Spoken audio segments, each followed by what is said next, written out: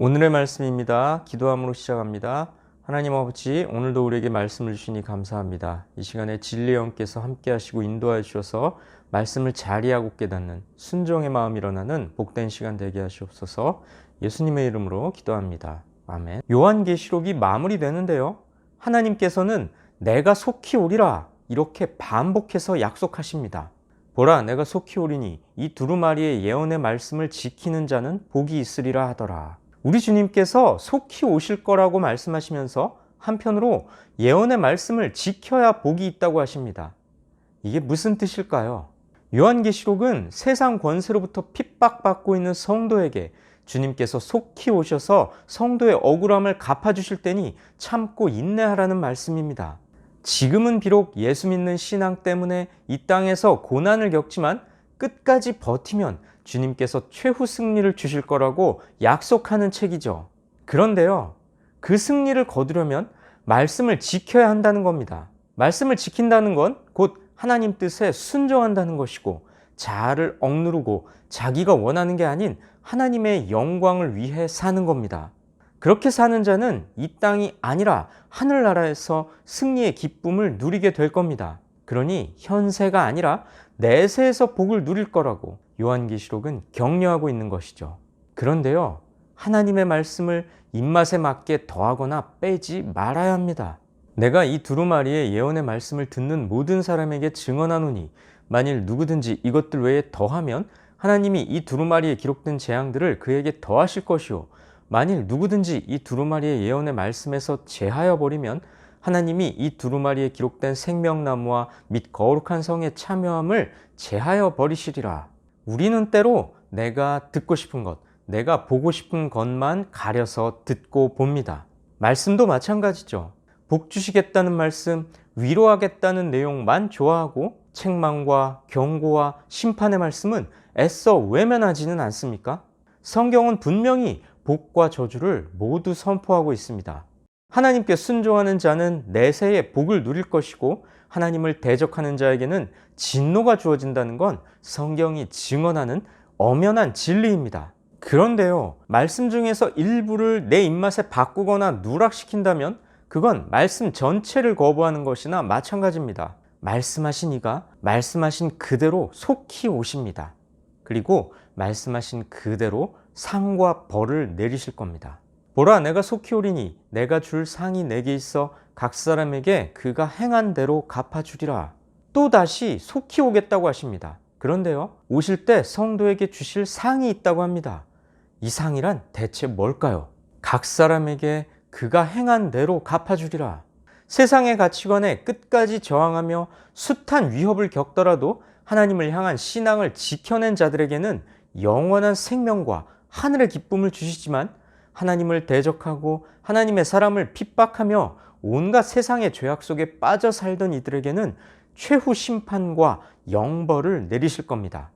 나는 알파와 오메가요, 처음과 마지막이요, 시작과 마침이라. 이 말씀은 우리 주님께서 창조주이자 심판주라는 뜻입니다.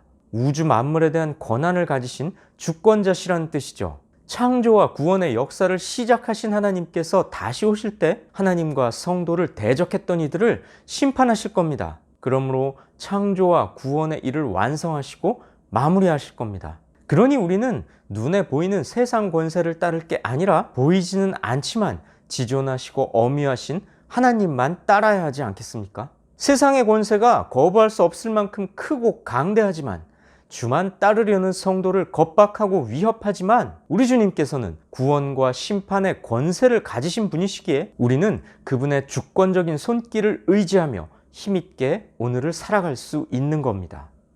이것들을 보고 들은 자는 나 요한이니 내가 듣고 볼 때에 이 일을 내게 보이던 천사의 발 앞에 경배하려고 엎드렸더니 그가 내게 말하기를, 나는 너와 내 형제 선지자들과 또 이 두루마리의 말을 지키는 자들과 함께 된 종이니 그리하지 말고 하나님께 경배하라 하더라.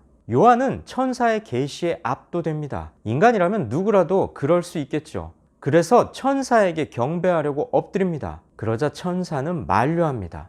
경배를 받으실 분은 오직 하나님 뿐이기 때문이죠. 누구를 경배할 것인가? 요한계시록이 우리에게 던지는 질문입니다. 눈에 보이는 세상 권세를 경배할 것인가? 그와는 비교할 수 없을 만큼 크고 위대하신 우리 하나님의 권세를 따를 것인가? 성도 여러분, 올 한 해 나의 삶은 누구를 섬기는 삶이었습니까? 세상입니까? 나 자신입니까? 하나님입니까?